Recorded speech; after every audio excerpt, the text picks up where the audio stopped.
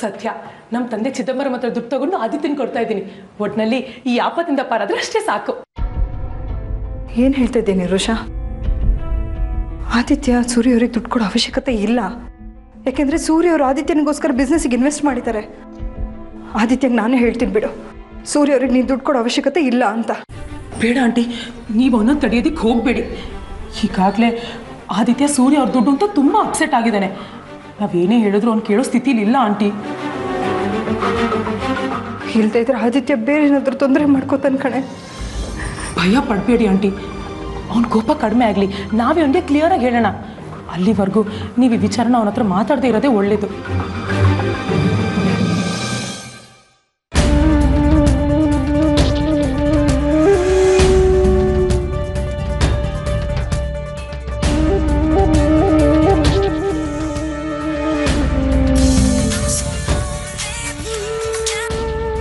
ಹೇಳಿ ರಂಜಿತಣ್ಣ.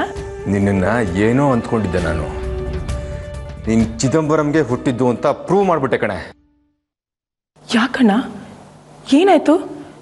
ಯಾಕೆ ಹೀಗೆ ಮಾತಾಡ್ತಾ ಇದ್ದೀರಾ? ವೆರಿ ಗುಡ್ ನಿರೋಷ, ಏನು ಗೊತ್ತಿಲ್ಲದಿರೋ ಹಾಗೆ ನಾಟಕ ಮಾಡ್ತಿದ್ಯಲ್ಲ, ವೆರಿ ಗುಡ್. ಅಣ್ಣ, ನೀವೇನು ಹೇಳ್ತಿದ್ರು ನನಗೆ ಅರ್ಥ ಆಗ್ತಿಲ್ಲ. ನಿನಗೆ ಅರ್ಥ ಆಗಲ್ಲ. ನೀವೆಲ್ಲ ಸೇರಿಕೊಂಡು ಲೋನ್ ಕೊಡ್ಸಿದ್ರಲ್ಲ, ಎಲ್ಲಿಂದ ಕೊಡ್ಸಿದ್ದು?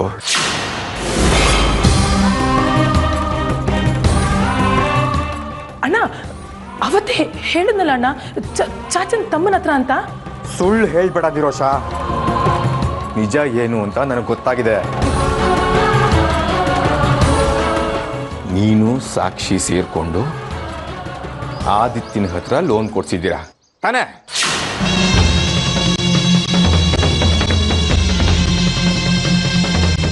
ಯಾಕಿಂತ ಕೆಲಸ ಮಾಡ್ರಿ ನಿರೋಷ?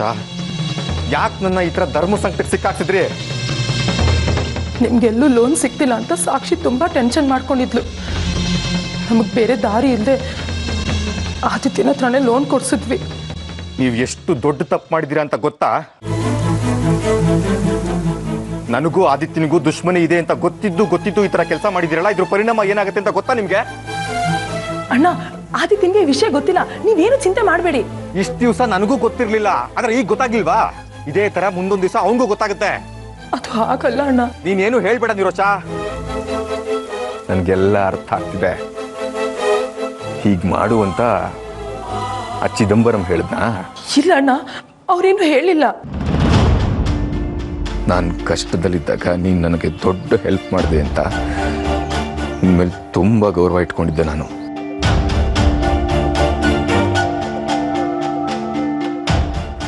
ನಿನಗೂ ನಿನ್ನ ಹೆಲ್ಪ್ಗೂ ದೊಡ್ಡ ನಮಸ್ಕಾರ. ಯಾವತ್ತೂ ನೀನು ನಮ್ಮ ಮನೆಗೆ ಬರಬೇಡ, ನಿನ್ನ ಮುಖನೂ ತೋರಿಸ್ಬೇಡ.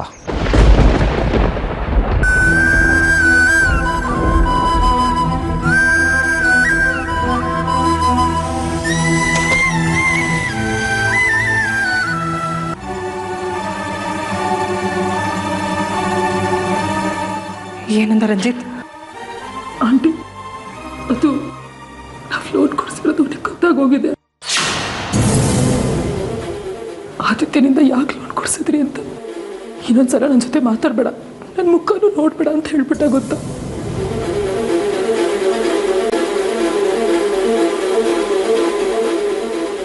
ಸಮಾಧಾನ ಮಾಡ್ಕೊ, ರಂಜಿತ್ ಹತ್ರ ನಾನು ಮಾತಾಡ್ತೀನಿ. ನನಗೆ ಯಾಕಂటే ಇಷ್ಟು ಕಷ್ಟಗಳು ಬರುತ್ತೆ? ಒಂದು ಕಡೆ ಅಣ್ಣ, ಇನ್ನೊಂದು ಕಡೆ ಗಂಡ ಆಗೋನು.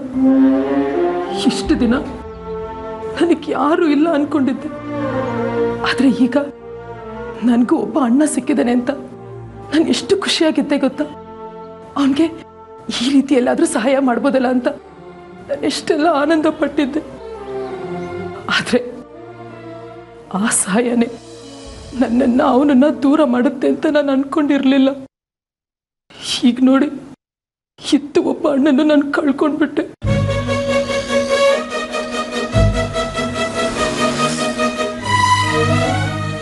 ನಿನ್ನ ಅಣ್ಣನ ಕಳ್ಕೊಳ್ಳೋದಕ್ಕೆ ನಾನು ಬಿಡಲ್ಲ. ರಂಜಿತ್ ಹತ್ರ ನಾನು ಮಾತಾಡ್ತೇನೆ. ಬೇಡ ಆಂಟಿ, ಈಗಲೇ ಅವನು ಕೋಪದಲ್ಲಿದ್ದಾನೆ. ಮತ್ತೆ ನಮ್ಮಲ್ಲಿ ಹೋದ್ರೆ ಅದು ಏನು ಮಾತಾಡ್ತಾನೋ ಏನು. ಏನೂ ಆಗಲ್ಲ ನಿರೋಷ, ನಿನ್ನ ಜೊತೆ ನಾನು ಇರ್ತೀನಿ. ಬಾ ರಂಜಿತ್ ಮನೆಗೆ ಹೋಗಿ ಅವ್ರ ಹತ್ರ ಮಾತಾಡೋಣ. ಬಾ ನಡಿ. ಹಿಡ್ಕೊ.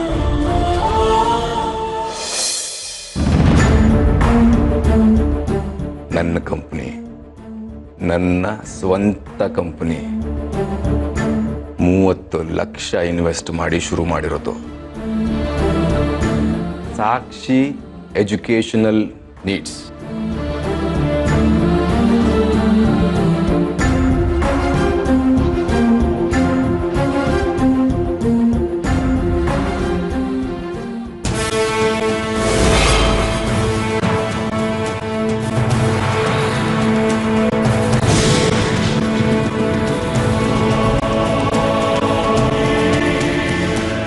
ಬರಬೇಡ ಅಂತ ಹೇಳಿದ್ರು ಬಂದಿದ್ಯಲ್ಲ, ನಾಚಿಕೆ ಆಗಲ್ಲ ನಿಂಗೆ?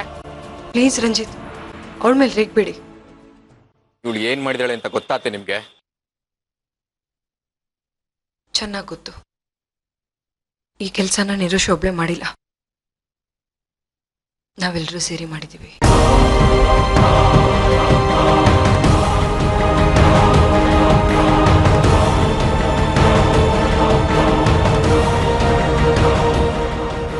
ಅಲ್ಲ ಅತ್ತೆ, ಮೊದ್ಲೇ ಆದಿಗೂ ನನಗೂ ಸರಿ ಇಲ್ಲ.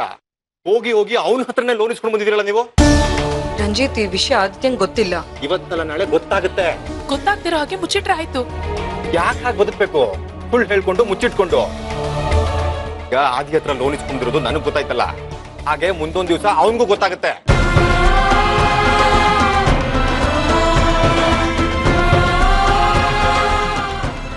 ಲೋನ್ ಕೇಳೋ ಟೈಮ್ನಲ್ಲಿ ನೀವು ತುಂಬಾ ಡೆಸ್ಪರೇಟ್ ಆಗಿದ್ರಿ ರಂಜಿತ್. ಲೋನ್ ಎಲ್ಲೂ ಸಿಗ್ಲಿಲ್ಲ ಅಂತ ತುಂಬಾ ಟೆನ್ಷನ್ ಆಗಿದ್ರಿ. ನಮಗೆ ಬೇರೆ ದಾರಿ ತೋಚದೆ ಹೇಗೆ ಮಾಡ್ಬಿಟ್ವಿ.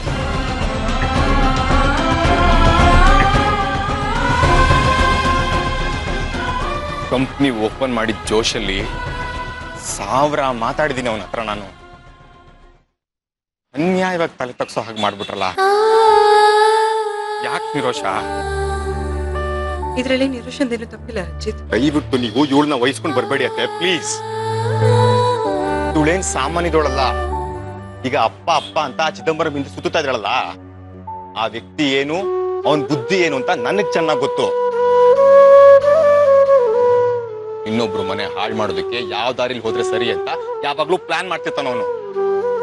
ಈಗ ಇವಳನ್ನ ಯೂಸ್ ಮಾಡ್ಕೊಂಡು ಇವಳಿಗೆಲ್ಲ ಹೇಳ್ಕೊಟ್ಟು ಆದಿತ್ಯನ ಹತ್ರ ಲೋನ್ ತಗೊಂಡು ರಂಜಿತ್ ಕೊಡು, ಆದ್ರೆ ರಂಜಿತ್ ಗೊತ್ತಾಗ್ದಿರೋ ಹಾಗೆ ನೋಡ್ಕೊ ಅಂತ ಹೇಳಿರ್ತಾನೆ.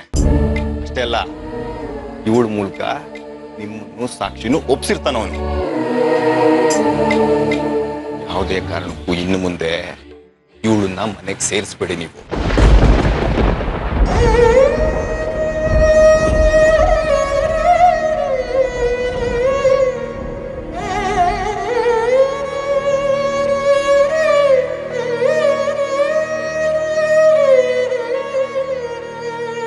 ದಯವಿಟ್ಟು ಹಾಗೆಲ್ಲ ಮಾತಾಡಬೇಡಿ ರಂಜಿತ್.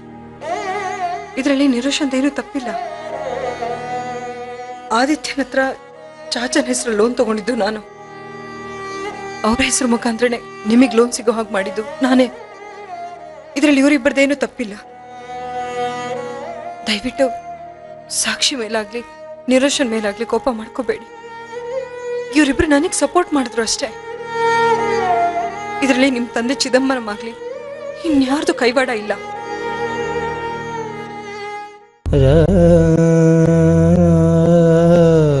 ದಯವಿಟ್ಟು ನನ್ನ ಕ್ಷಮಿಸ್ಬಿಡಿ. ನೀವು ಇವರಿಬ್ರಿಗೆ ಕೊಡ್ಬೇಕಾಗಿರೋ ಶಿಕ್ಷಣ ನನಗೆ ಕೊಡಿ. ಅತ್ತೆ ಪ್ಲೀಸ್, ನೀವು ದೊಡ್ಡವರು, ಈಗೆಲ್ಲ ಕೈ ಮುಗಿಬಾರ್ದು. ನಂಗೆ ಸಂಕೋಚ ಆಗತ್ತೆ.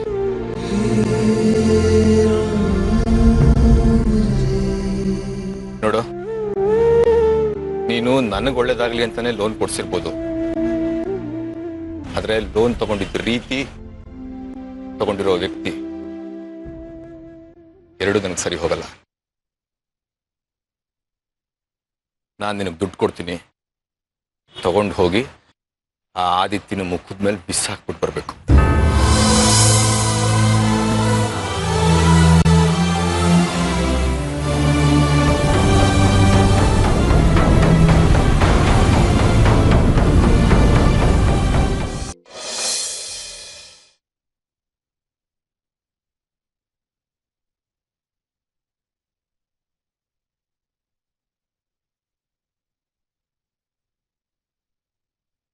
ಸಾಕ್ಷಿ, ಓ ಅಮ್ಮ, ನಿಧಾನಕ್ಕೆದ್ದೇಳು. ಯಾವಾಗ ಬಂದ್ರಿ? ಈಗ ತಾನೇ ಬಂದೆ ಕಣೆ. ಹೇಗಿದೆಯಾ ಪುಟ್ಟ? ಚೆನ್ನಾಗಿದ್ದೀನಿ. ಆತಿ ವಾಪಸ್ ಬಂದ?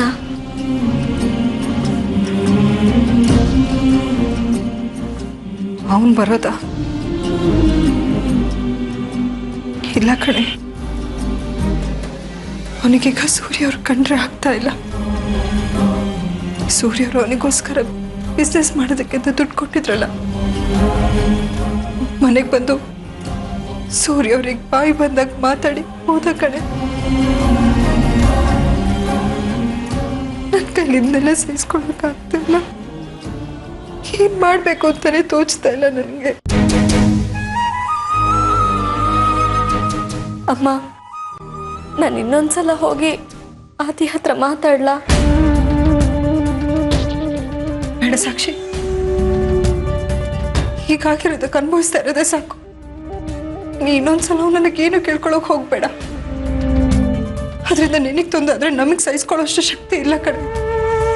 ಹಾಗಂತ ಇದನ್ನ ಹೀಗೆ ಬಿಟ್ರೆ ಆದಿ ನಮ್ಮಿಂದ ದೂರ ಆಗಿ ಹೋಗ್ತಾನಮ್ಮ. ಅವನಿಗೋಸ್ಕರ ನಾನು ಮತ್ತೆ ಬಯಸ್ಕೊಳ್ಳೋದಕ್ಕೂ ತಯಾರಿದ್ದೀನಿ. ಇದಕ್ಕೇನಾದ್ರೂ ಪರಿಹಾರ ಕಂಡು ಹಿಡಿಲೇಬೇಕು. ಇಲ್ಲಾಂದ್ರೆ ಅವನೆಲ್ಲಿ ನಮ್ಮ ಕೈ ತಪ್ಪು ಹೋಗ್ತಾನೆ ಅಂತ ಭಯ ಆಗ್ತಾ ಇದೆ. ನಿನ್ಗೆ ಆದಿತ್ಯನ ಬಗ್ಗೆ ಭಯ ಆಗ್ತಾ ಇದೆ, ಆದ್ರೆ ನಮ್ಗೆ ಅರ್ಪಿತನ ಬಗ್ಗೆ ಭಯ ಆಗ್ತಾ ಇದೆ. ಅವ್ರೀಗ ಬದಲಾಗಿದಾರಮ್ಮ, ಮೊದ್ಲಿನ ಹಾಗಿಲ್ಲ. ಅರ್ಪಿತ ಎಂತ ದುರ್ಬುದ್ಧಿಯೋಳು ಅನ್ನೋದು ನನಗೆ ಚೆನ್ನಾಗಿ ಗೊತ್ತಿದೆ. ಹಾವಿಗೆಷ್ಟೇ ಹಾಲಿಡಿದ್ರು ವಿಷ ಕಾರೋದು ಮಾತ್ರ ಬಿಡಲ್ಲ. ನಿಮ್ಮಪ್ಪನಿಗೆ ಅವಳನ್ ಕಂಡ್ರೆ ಸ್ವಲ್ಪ ಇಷ್ಟ ಆಗಲ್ಲ ಸಾಕ್ಷಿ. ನನಗೂ ಅವಳ ಮುಖ ಕಂಡ್ರೆ ಆಗಲ್ಲ. ನೋಡು, ನಾನು ನಿನ್ಮೇಲಿರೋ ಪ್ರೀತಿಗೆ ಕಾಳಜಿಗೆ ಹೇಳ್ತಾ ಇದ್ದೀನಿ. ಮೊದಲು ನೀನು ಅವಳನ್ನ ಮನೆಯಿಂದ ಆಚೆ ಕಳಿಸು.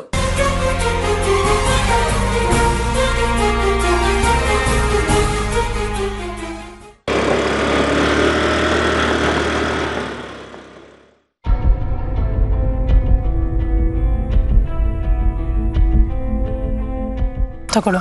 ಏನಿದು? ತೆಗೆದು ನೋಡು.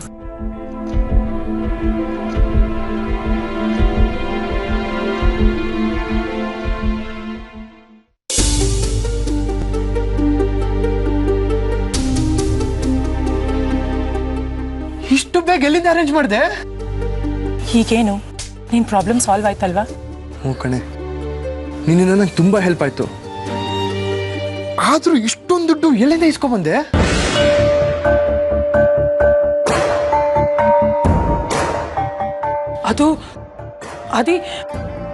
ಅದು ಚಾಚನ್ ಟೈರ್ ಶೋರೂಮ್ ಮಾರ್ಬಿಟ್ಯಾ?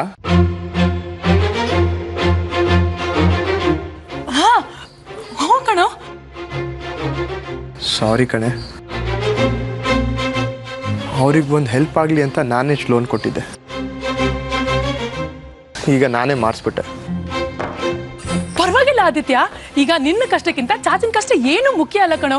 ಹೇಗಿದ್ರು ಅವ್ರಿಗೆ ಪಂಚರ್ ಅಂಗಡಿ ಇದೆಯಲ್ಲ, ಅವ್ರು ಅದನ್ನೇ ನೋಡ್ಕೋತಾರ ಬಿಡು.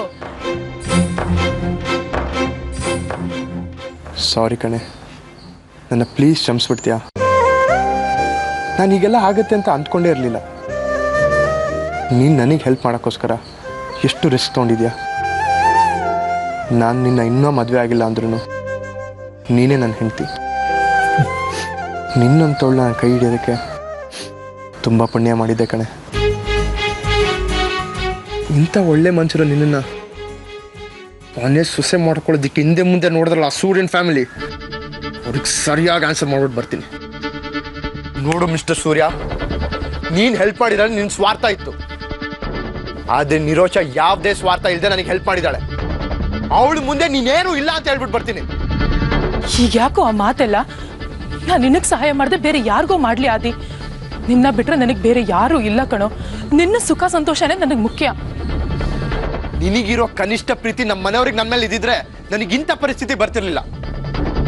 ಆ ಸೂರ್ಯನ ಹಂಗಿನ ಮನೇಲಿ ಇಷ್ಟು ದಿನ ಇದ್ದು ನಾನು ದೊಡ್ಡ ತಪ್ಪು ಮಾಡ್ಬಿಟ್ಟೆ. ಅವರಿಗೆ ನನ್ನ ಮೇಲಿರೋ ಪ್ರೀತಿಗಿಂತ ಅವ್ರ ಹಣನೇ ಮುಖ್ಯ. ಈ ಹಣನ ಕೊಟ್ಟು ನಾನು ಕೊಂಡ್ಕೊಂಡಿರೋ ಥರ ಟ್ರೀಟ್ ಮಾಡ್ತಿದ್ರು. ಅವರು ಬೇಡ, ಅವ್ರು ಹಂಗೂ ಬೇಡ. ಮೊದಲು ಈ ಹಣನ ಅವ್ರ ಮುಖಕ್ಕೆ ಬಿಸಾಕಿ ನನ್ನ ಸ್ವಂತ ಶಕ್ತಿಲಿ ಬೇರೆ ಏನಾದ್ರು ಬಿಸ್ನೆಸ್ ಮಾಡ್ತೀನಿ. ಅದಿ ಪ್ಲೀಸ್ ಕಣೋ, ಇನ್ನೊಂದ್ಸಲ ಯೋಚನೆ ಮಾಡು. ಇಷ್ಟು ಚಿಕ್ಕ ವಿಷಯನ ದೊಡ್ಡದ್ ಮಾಡ್ಬೇಡ್ವೋ ಪ್ಲೀಸ್. ನಾನು ಯಾಕೆ ಮಾತು ಹೇಳ್ತಿದ್ದೀನಿ ಅಂದ್ರೆ, ಕೋಪದಲ್ಲಿ ಕುಯ್ಕೊಂಡು ಮಗು ಮತ್ತೆ ವಾಪಸ್ ಬರಲ್ಲ. ಸೂರ್ಯ ಅಂಕ ನಿನ್ನ ಎಷ್ಟು ಪ್ರೀತಿಸ್ತಾರೆ ಗೊತ್ತಾ? ನೀನ್ ಸ್ವಂತ ಕಾಲ್ ಮೇಲೆ ನಿಂತ್ಕೊಳ್ಳಿ ಅಂತ ಅವ್ರು ಒಳ್ಳೆ ಮನಸ್ಸನ್ನ ದುಡ್ಡು ಇನ್ವೆಸ್ಟ್ ಮಾಡ್ಕೊಟ್ಟಿದ್ದಾರೆ ಕಣೋ. ಇನ್ನೊಂದು 2 ದಿನ ಸಮಾಧಾನವಾಗಿ ಯೋಚನೆ ಮಾಡೋ, ಅದ್ ನಿನಗೆ ಗೊತ್ತಾಗುತ್ತೆ ಅವ್ರು ನಿನ್ನ ಎಷ್ಟು ಇಷ್ಟಪಡ್ತಾರೆ ಅಂತ. ಸೂರ್ಯ ಅವ್ರನ್ನ ನಿನಗಿಂತ ಮುಂಚೆ ನಾನು ನೋಡಿದ್ದೀನಿ. ಅವ್ರು ಏನು ಅನ್ನೋದು ನಿನಗಿಂತ ಚೆನ್ನಾಗಿ ನಾನು ಅರ್ಥ ಮಾಡ್ಕೊಂಡಿದ್ದೀನಿ. ಟೈಮಿಗೆ ಸರಿಯಾಗಿ ಚೇಂಜ್ ಆಗೋ ಗೋಸುಂಬೇದಾಗ ಅವರು. ಅವ್ರ ಬುದ್ಧಿ ನಿಂಗೆ ಇನ್ನೂ ಸರಿಯಾಗಿ ಗೊತ್ತಿಲ್ಲ ಕಣೆ. ಅವ್ರ ಬಗ್ಗೆ 2 ದಿನ ಅಲ್ಲ, 1 ನಿಮಿಷ ಕೂಡ ನಾನು ಯೋಚನೆ ಮಾಡಲ್ಲ. ಅದ್ರ ಅವಶ್ಯಕತೆ ನನಗಿಲ್ಲ. ಈ ದುಡ್ಡನ್ನ ಮೊದಲು ಅವ್ರ ಮುಖಕ್ಕೆ ಬಿಸಾಕಿದ್ರೆ ನನಗೆ ನೆಮ್ಮದಿ. ನಾನು ಭಿಕ್ಷೆ ಬೇಡಿದ್ರು ಪರವಾಗಿಲ್ಲ, ಅವ್ರ ಮನೆಗೆ ಮಾತ್ರ ನಾನು ಕಾಯಿಡಲ್ಲ.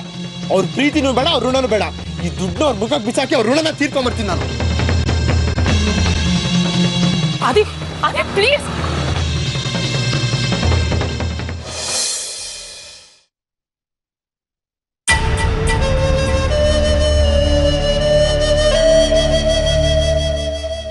ಸಾಕ್ಷಿ, ಈಗ ಹುಷಾರಾಗಿದ್ಯಾ?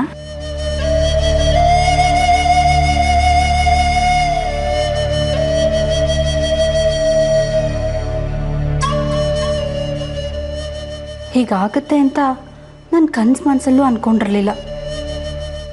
ಹೋಗಿ ಹೋಗಿ ನಿಮ್ಮಮ್ಮ ಆ ರಂಜಿತ್ ಕಾಲಿಗ ಬೀಳೋದು. ಅಲ್ಲ, ಈ ರಂಜಿತ್ಗಾದ್ರೂ ಅನ್ಸೋದು ಬೇಡವಾ ಅವ್ರಿಗಿಂತ ವಯಸ್ಸಾಗಿರೋರ್ನ ಕಾಲಿಗೆ ಬೀಳ್ಸ್ಕೊಳ್ಳೋದು ಹೇಗೆ ಅಂತ? ಏನು ಹೇಳ್ತಿದ್ದೀರಾ ನೀವು? ನಮ್ಮಮ್ಮ ರಂಜಿತ್ ಕಾಲಿಗೆ ಬಿದ್ರಾ? ಅಂಥದ್ದೇನಾಯ್ತು? ಅದನ್ನು ಹೇಗಮ್ಮ ಹೇಳಿ ಸಾಕ್ಷಿ? ಅತ್ತೆನ ತಾಯಿ ಸಮಾನ ಅಂತಾರೆ. ಅಂಥ ಹಿರಿಯರನ್ನ ತನ್ನ ಕಾಲಿಗೆ ಬೀಳಿಸ್ಕೊಳ್ಳೋದಕ್ಕೆ ಈ ರಂಜಿತ್ಗೆ ಹೇಗಾದರೂ ಮನಸ್ಸು ಬಂತು. ಆಂಟಿ, ನೀವು ಸುಮ್ಮನೆ ನನ್ನ ಟೆನ್ಷನ್ ಕೊಡಬೇಡಿ. ಅಂಥದ್ದೇನಾಯ್ತು ಅಂತ ಹೇಳಿ.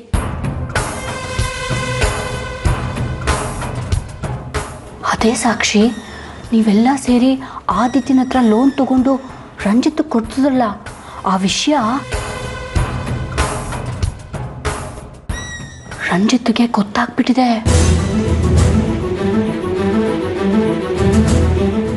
ಅದಕ್ಕೆ ರಂಜಿತ್ತು ನಿರೋಷನ್ಗೆ ಬಾಯಿಗೆ ಬಂದಂಗೆ ಬೈದು, ಇನ್ಮೇಲೆ ಯಾವುದೇ ಕಾರಣಕ್ಕೂ ನಿನ್ನ ಮುಖ ನಂಗೆ ತೋರಿಸ್ಬೇಡ, ನಮ್ಮ ಮನೆ ನೀನು ಬರಬೇಡ ಅಂತ ಹೇಳಿದ್ರು. ಅದಕ್ಕೆ ನಿಮ್ಮಮ್ಮ ಆ ನಿರೋಷನ ಜೊತೆ ಕರ್ಕೊಂಡು ಬಂದು ರಂಜಿತ್ ಹತ್ರ ಕ್ಷಮೆ ಕೇಳಿ ಅವ್ರ ಕಾಲಿಗೆ ಬೀಳೋದಾ? ಆದಿ ಹತ್ರನೇ ಲೋನ್ ತಗೊಂಡಿರೋದು ಅಂತ ರಂಜಿತ್ಗೆ ಗೊತ್ತಾಗೋಗಿದ್ಯಾ? ನಾನು ಏನು ಮಾಡಲಿ ಆಂಟಿ ಈಗ? ಅಲ್ಲ ಸಾಕ್ಷಿ, ನೀನು ಇಷ್ಟೆಲ್ಲ ಕಷ್ಟಪಟ್ಟು ಲೋನ್ ಕೊಡಿಸಿದ್ದು ರಂಜಿತ್ ಒಳ್ಳೇದಕ್ಕೆ ತಾನೇ. ಅದನ್ನು ರಂಜಿತ್ ಅರ್ಥ ಮಾಡಿಕೊಂಡು ಎಲ್ಲರನ್ನೂ ಕ್ಷಮಿಸ್ಬೋದಾಗಿತ್ತಪ್ಪ. ಅದು ಬಿಟ್ಟು ದೊಡ್ಡವ್ರನ್ನೇ ತನ್ನ ಕಾಲಿಗೆ ಬೀಳಿಸ್ಕೊಳ್ಳೋದಾ? ನನಗಂತೂ ಆ ರಂಜಿತ್ ನಡವಳಿಕೆ ಸ್ವಲ್ಪನೂ ಇಷ್ಟ ಆಗಲಿಲ್ಲಮ್ಮ. ಮೊದಲೇ ಆದಿ ಕಂಡ್ರೆ ರಂಜಿತ್ಗಾಗಲ್ಲ, ಈಗ ಈ ವಿಷಯ ಬೇರೆ ಗೊತ್ತಾಗೋಗಿದೆ. ಅವ್ರು ನನ್ನನ್ನು ಸಾಯಿಸೇ ಬಿಡ್ತಾರೆ ಆಂಟಿ. ಮೊದಲು ರಂಜಿತ್ ಹತ್ರ ಕ್ಷಮೆ ಕೇಳ್ಬಿಡ್ತೀನಿ. ಸಾಕ್ಷಿ ಸಾಕ್ಷಿ ಪ್ಲೀಸ್, ನೀನು ಈಗ ಮಾತ್ರ ಹೋಗಿ ರಂಜಿತ್ ಹತ್ರ ಈ ವಿಷಯದ ಬಗ್ಗೆ ಮಾತಾಡ್ಬೇಡ. ನಿನ್ನ ಮೇಲೆ ತುಂಬ ಕೋಪ ಮಾಡ್ಕೊಂಡಿದ್ದಾರೆ. ಆಮೇಲೆ ನಿನ್ನೆ ಮನೆ ಬಿಟ್ಟು ಓಡಿಸ್ಬಿಡ್ತಾರೆ. ಇಲ್ಲ ಆಂಟಿ, ಹಾಗಲ್ಲ, ಏನೂ ಆಗಲ್ಲ. ನಾನು ರಂಜಿತ್ ಹತ್ರ ಕ್ಷಮೆ ಕೇಳ್ತೀನಿ. ಅಯ್ಯೋ ಸಾಕ್ಷಿ, ನನ್ನ ಮಾತು ಕೇಳು ಸಾಕ್ಷಿ, ಪ್ಲೀಸ್ ಹೋಗ್ಬೇಡ. ನಿಮ್ಗೆ ಇದೆಲ್ಲ ಅರ್ಥ ಆಗಲ್ಲ. ಆಯ್ತಾ ಫಿಟ್ಟಿಂಗ್ ಇಟ್ಟಿದ್ದು?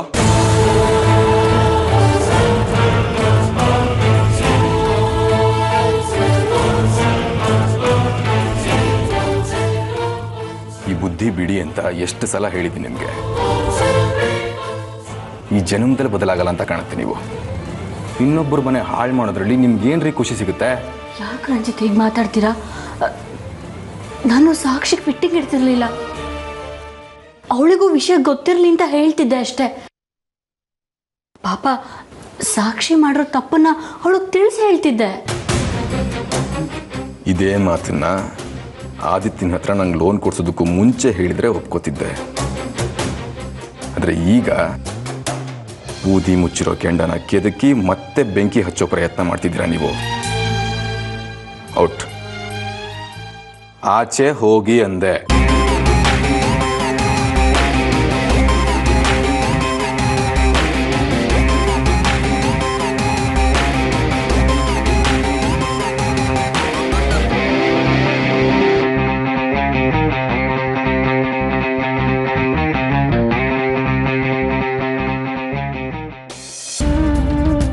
ರಂಜಿತ್ ರಂಜಿತ್ ಆದಿಯಿಂದ ನಿಮ್ಗೆ ಸುಳ್ಳು ಹೇಳಿ ಲೋನ್ ಕೊಡಿಸ್ಬಿಟ್ಟೆ. ದಯವಿಟ್ಟು ನನ್ನ ಕ್ಷಮಿಸ್ಬಿಡಿ. ಸಾಕ್ಷಿ, ಈ ವಿಷಯದ ಬಗ್ಗೆ ಮಾತಾಡೋದಕ್ಕೆ ನಂಗೆ ಇಷ್ಟ ಇಲ್ಲ. ಸುಮ್ಮನೆ ಹೋಗಿ ರೆಸ್ಟ್ ಮಾಡು. ರಂಜಿತ್ ಪ್ಲೀಸ್, ನೀವು ನನ್ನ ಕ್ಷಮಿಸಿದ್ದೀನಿ ಅಂತ ಹೇಳೋವರೆಗೂ ನನ್ನ ಮನ್ಸಿಗೆ ಸಮಾಧಾನ ಇರಲ್ಲ.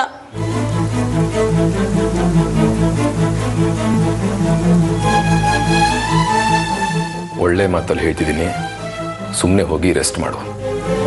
ಈ ವಿಷಯದ ಬಗ್ಗೆ ಯೋಚನೆ ಮಾಡ್ಕೊಂಡು ನೀನು ಆರೋಗ್ಯ ಹಾಳು ಮಾಡ್ಕೋಬೇಡ.